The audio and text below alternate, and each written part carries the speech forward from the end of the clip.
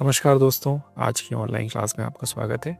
आज हम लोग पढ़ेंगे कंप्यूटर हार्डवेयर के बारे में। कंप्यूटर हार्डवेयर एक बहुत ही इम्पोर्टेंट टॉपिक है एमपीपीएससी और अदर एमपी एग्जाम्स के लिए। तो चलिए शुरू करते हैं आज का वीडियो।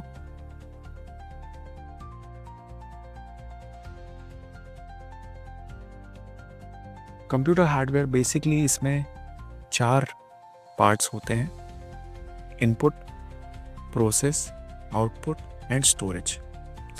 तो जो इनपुट हार्डवेयर होते हैं ये आपने देखा ही होगा, माउस हो गया, कीबोर्ड हो गया, OCR हो गया, MICR हो गया, ये सारे और भी बहुत सारे होते हैं इनपुट डिवाइसेस। इन सभी डिवाइसेस का आज हम लोग देखेंगे कि क्या यूज़ है, क्या उसके फंक्शंस हैं और क्या उसकी यूज़ केस है। ठीक है, तो सबसे पहला जो हमारा इनपुट डिवाइस है वो है माउस। माउस के फाउंडर थे डगलस एंगलबार्ट। इसके अंदर में 3 बटन हमको देखने को मिलते हैं माउस में: right click, left click and scroll. जो राइट क्लिक होता है उसमें हमें क्या देखने को मिलता है, हम जब राइट क्लिक करते हैं तो ये इतने सारे ऑप्शंस जो है वो हमको देखने को मिलते हैं। जबकि लेफ्ट क्लिक जो है वो एक सिलेक्शन क्लिक है। जब आप किसी भी चीज़ को सिलेक्ट करना है, अगर हम यहाँ पे MS ऑफिस में डबल क्लिक करते हैं तो क्या होता है, ये सिलेक्ट हो जाता है। अगर मैं होल्ड करके इसको लेफ्ट साइड में धकेलूँ तो क्या हो जाएगा, ये सिलेक्ट हो जाएगा। लेकिन यहीं पे डबल ट्रिपल क्लिक करूँगा तो ये क्या हो जाएगा, पूरा सिलेक्ट हो जाएगा। तो लेफ्ट क्लिक क्या होता है, एक सिलेक्शन ऑप्शन होता है। राइट क्लिक जो है वो आपको ऑप्शन देता है। और जो स्क्रॉल है ये हमें जूम इन जूम आउट और स्क्रॉल अप एंड डाउन करने में हेल्प करता है। टाइप ऑफ डिवाइस देखें तो माउस जो है एक पॉइंटिंग डिवाइस है या इनपुट डिवाइस है।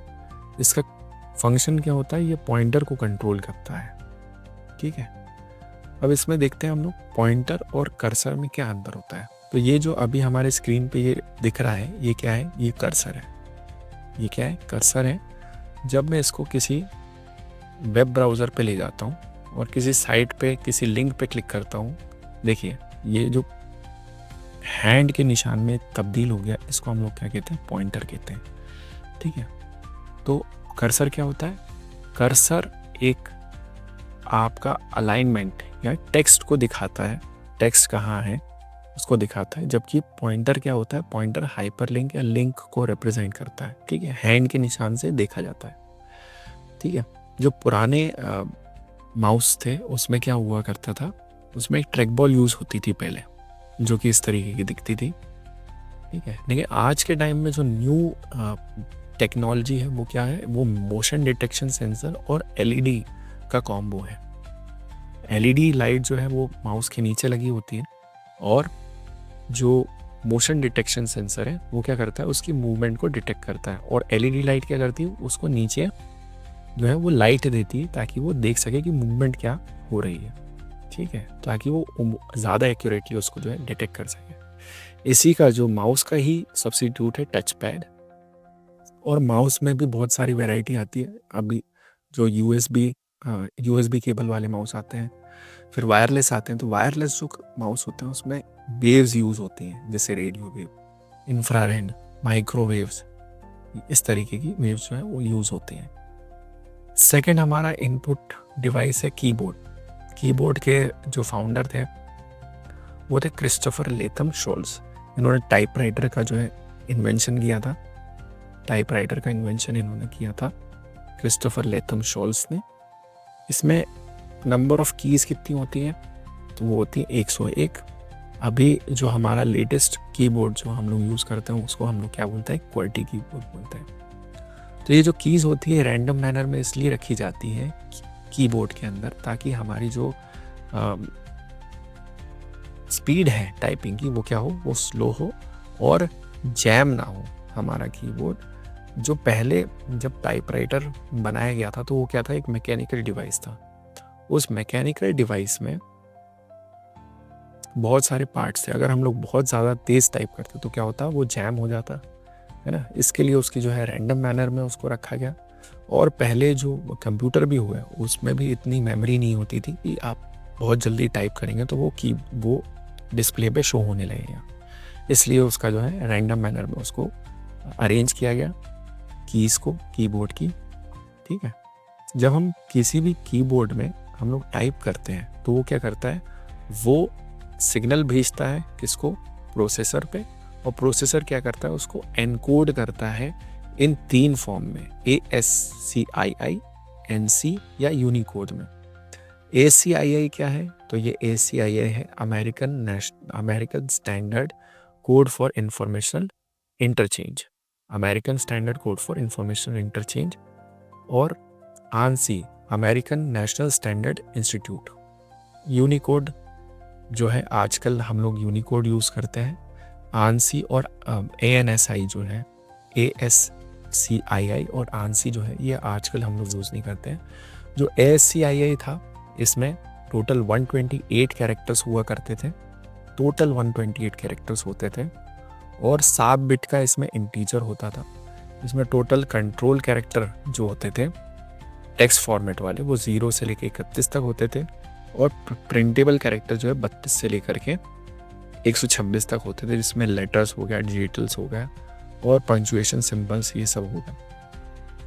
जबकि ANSI जो अमेरिकन नेशनल स्टैंडर्ड इंस्टीट्यूट है, इसमें 256 कैरेक्टर्स हुआ करते थे, और ये जो वेस्टर्न यूरोप की कुछ लैंग्वेजेस को सपोर्ट करता था। इसमें साइज फिक्स हुआ करता था 1 बाइट का, इससे ज़्यादा इसमें साइज नहीं होता था। लेकिन फिर ये दोनों ही हम लोग, जो ASCII है और जो ANSI है, अमेरिकन नेशनल स्टैंडर्ड इंस्टीट्यूट, इसको हम लोग 10 साल, लगभग 10 साल या 5 साल पहले तक यूज़ करते थे। अब जो है यूनिकोड आ गया है, और यूनिकोड जो है वो ग्लोबली सपोर्ट होता है। इसमें लगभग 1,44,000 कैरेक्टर्स को ये सपोर्ट करता है। इसमें emojis, mathematical symbols, ancient scripts और भी बहुत सारे सिंबल्स जो हैं इसमें आ जाते हैं। इसके 3 फॉर्मेट्स होते हैं, UTF-8, UTF-16 और UTF-32। ये 3 फॉर्मेट है, जबकि बाय डिफ़ॉल्ट जो हमारे विंडोज़ में चलता है वो क्या होता है, वो है UTF-16।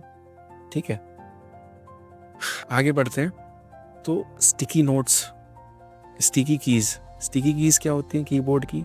स्टिकी कीज़ जब भी हम शिफ्ट को 5 बार दबाएंगे, जैसे मैंने अभी दबाया 1 2 3 4 5, तो ये स्टिकी की क्या हो गई, इसमें एक्टिवेट हो गई। अब ये हमें क्या बोलेगा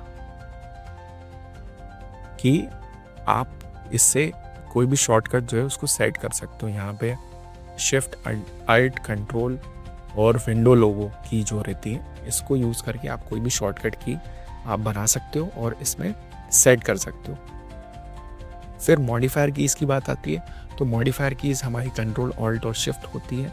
ये अकेले कोई भी काम नहीं करती हैं, आप दबा के रखेंगे कोई काम नहीं होगा। लेकिन इसके साथ में अगर कॉम्बिनेशन में हम कोई भी अदर बटन दबाते हैं, चाहे माउस की हो या फिर हमारे कीबोर्ड की हो, तो ये क्या होता है, ये काम करता है। ये हमेशा पेयर में काम करता है। कीबोर्ड में मॉडिफायर कीज़ 2 होती हैं, ठीक है। और मॉडिफायर कीज़ क्या करती हैं, मॉडिफायर कीज़ आपके जिस भी बटन को आप मॉडिफायर कीज़ के साथ में दबाते हैं, वो उसका जो फंक्शन है उसको अल्टर कर देती है या चेंज कर देती है थोड़े टाइम के लिए, जब तक कि वो उसके साथ में दबी हुई है। ठीक है, चलते हैं आगे। MICR क्या है? MICR है हमारा magnetic ink character recognition. Magnetic ink character recognition ये हम चेक्स को रीड और स्कैन करने के लिए हम लोग यूज़ करते हैं। इसमें मैग्नेटिक इंक लगी होती है, जो आजकल के चेक्स आते हैं उसमें मैग्नेटिक इंक लगी होती है, जो कि आयरन ऑक्साइड होता है। ठीक है, जो कि आयरन ऑक्साइड होता है। और ये जो रीडर्स होते हैं, इसमें मैग्नेट होती है जो कि उनको रीड कर लेती है। जो आज के टाइम में हम लोग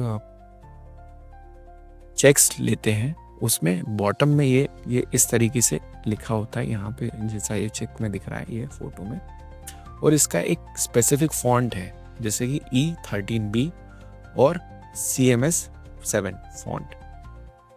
ये जो स्ट्रक्चर है चेक्स का, MICR का वो भी एक डेफिनेट होता है। इसमें 3 पार्ट होते हैं, एक तो चेक नंबर होता है, एक बैंक कोड होता है और एक अकाउंट नंबर होता है, जिससे ये जो है डिस्टिंक्ट करता है और इससे हमारी जो पेमेंट्स है चेक्स की वो एक स्ट्रॉन्ग और सिक्योर वे में बैंक्स को ट्रांसफ़र होती है। ठीक है, आगे चलते हैं। OCR क्या होता है? OCR हमारा होता है ऑप्टिकल कैरेक्टर रिकॉग्निशन या ऑप्टिकल कैरेक्टर रीडर। ये करता है, ये हमारी जो स्कैन्ड फाइल्स होती हैं उसको ये कन्वर्ट कर देता है मशीन रीडेबल फॉर्म में। मशीन रीडेबल फॉर्म में ये जो है इसको कन्वर्ट कर देता है। ये कह सकते हैं इमेज टू टेक्स्ट, इसको ये बना देता है। फिर आते हैं अगले BCR यानी कि बारकोड रीडर। बारकोड रीडर क्या होता है? एक ऑप्टिकल डिवाइस है ये, और इसमें लाइट सोर्स, लेंस और लाइट सेंसर होता है। लाइट सेंसर होता है जो कि क्या करता है, उसको डिटेक्ट करता है। ठीक है, लाइट सेंसर की मदद से हम लोग क्या करते हैं, इसको डिटेक्ट करते हैं बार कोड को। ठीक है, बार कोड रीडर को ही हम लोग पॉइंट ऑफ सेल भी बोलते हैं। और यहाँ पे जो बार कोड होते हैं हमारे पास वो 2 टाइप के होते हैं। एक तो हॉरिजॉन्टल बार कोड होता है, एक वर्टिकल बार कोड होता है। हॉरिजॉन्टल बार कोड जैसा कि ये इमेज में दिख रहा है इस तरीके का हमारे किसी भी प्रोडक्ट के पीछे लिखा होता है। ये भी 2 तरीके के होते हैं। एक तो ISBN होता है, इंटरनेशनल स्टैंडर्ड बुक नंबर, और एक यूरोपियन आर्टिकल नंबर होता है, EAN नंबर। और इसकी खास बात क्या है हॉरिजॉन्टल बारकोड की, कि ये लंबी लंबी धारियों में बना होता है। वर्टिकल ये हॉरिजॉन्टल लाइंस होती हैं और ये 1 डिमेंशनल होती हैं बस। ठीक है, और जब भी बारकोड रीडर इस पे पढ़ता है तो बारकोड रीडर क्या करता है, उसको जो कोड है, कोड को क्या करता है, वो एक मशीन रीडेबल फॉर्म में कन्वर्ट कर देता है। ठीक है, आगे चलते हैं। जो भी इसके अंदर में जो इंफॉर्मेशन दी होती है वो उसको कन्वर्ट कर देता है इसमें मशीन रीडेबल फॉर्म में। आगे चलते हैं, वर्टिकल बार कोड देखते हैं। तो वर्टिकल बार कोड जो है एक पैटर्न होता है, जैसे कि स्क्वायर हो गया, डॉट हो गया और किसी भी शेप के हो गए। इसको हम लोग 2D बार कोड बोलते हैं। ये 2D बार कोड का सबसे अच्छा एग्जाम्पल क्या है, ये है क्विक रिस्पॉन्स कोड या QR code. QR code Dunzo wave ने बनाया था 1994 में, जो कि एक जापानीज कंपनी है। और ये क्विक रिस्पॉन्स कोड बनाया गया था कैमरा रीडेबल, तो ये कैमरे से इसको हम रीड कर सकते हैं। और इसका यूज़ केस क्या है, हम लोग इसको कमर्शियल ट्रैकिंग में यूज़ करते हैं, जैसे कि प्रोडक्ट ट्रैक करते हैं, इन्वेंट्री ट्रैकिंग करते हैं बिजनेसेस में। मोबाइल टैगिंग के लिए हम लोग इसको यूज़ करते हैं, जैसे कि कोई भी QR कोड आपने बना दिया और उससे आप क्या कर रहे हो, किसी भी वेबसाइट पे जा रहे हो, कोई कॉन्टैक्ट ऐड कर रहे हो, या किसी वाईफाई से आप क्या कर रहे हो, कनेक्ट कर रहे हो, तो ये क्या होता है, इसको हम लोग बोलते हैं मोबाइल टैगिंग। और ये भी क्या है, QR कोड का एक यूज़ केस है। पेमेंट के लिए तो हम QR कोड यूज़ करते ही हैं सबसे ज़्यादा। फिर मार्केटिंग के लिए भी QR कोड आजकल यूज़ होने लगे हैं, जैसे कि वेबसाइट, जिससे कि आप जो है कस्टमर को डायरेक्टली कहाँ पर पे भेज सकते हो, अपने प्रमोशनल कंटेंट की तरफ भेज सकते हो। फिर एक OMR आती है। इस OMR का क्या काम है, OMR जो है ये हमारी इंक को डिटेक्ट करता है, ऑप्टिकल मार्क रीडर इसको बोलते हैं। ये हम लोग एग्ज़ाम हॉल में यूज़ करते हैं। अब जो बाकी के डिवाइसेस हैं, जैसे टच स्क्रीन एक इनपुट डिवाइस भी है, एक आउटपुट डिवाइस भी है। ठीक है, तो इसमें हमें डिस्प्ले दिखता है और हम जब टच करते हैं तो उसको इनपुट मिलता है। वेब कैमरा एक इनपुट डिवाइस है। डिजिटल कैमरा जो है वो इनपुट और आउटपुट डिवाइस दोनों है, क्योंकि उसमें हम लोग इमेज देख भी सकते हैं और कैप्चर भी कर सकते हैं, तो ये इनपुट आउटपुट दोनों है। फिर track ball, joystick, touch pad और पेन ड्राइव, ये भी क्या है, इनपुट डिवाइसेस हैं। बस आज के इस लेक्चर में इतना ही, मिलते हैं अगले लेक्चर में। धन्यवाद। अगर आपको वीडियो अच्छा लगा हो तो इसको लाइक, शेयर और सब्सक्राइब कर दीजिएगा चैनल को। Thank you.